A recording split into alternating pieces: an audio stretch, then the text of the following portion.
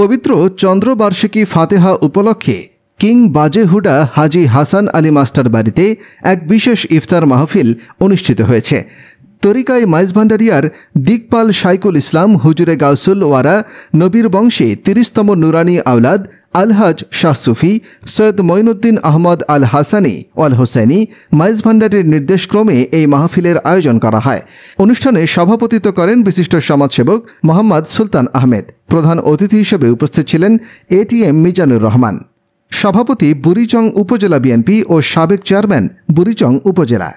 বিশেষ অতিথি হিসেবে উপস্থিত ছিলেন অধ্যক্ষ সালাউদ্দিন আহমেদ, সভাপতি ময়নামতি ইউনিয়ন বিএনপি। প্রধান বক্তা হিসেবে বক্তব্য রাখেন হাফেজ মাওলানা মুফতি মাকসুদুর রহমান, খতিব গাউসুল আজম জামে মসজিদ মিরপুর ১, ঢাকা।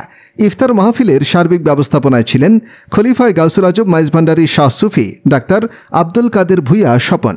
অনুষ্ঠানের গুরুত্বপূর্ণ কার্যক্রমের মধ্যে ছিল খতমে কোরআন, অসহায় ও দরিদ্রদের চিকিৎসায় সহায়তা প্রদান, বিধবা ও দুস্থদের নগদ অর্থ প্রদান, উপস্থিত রোজাদারদের মাঝে ইফতার ও সেহরি বিতরণ, বিশেষ দোয়া ও মোনাজাত।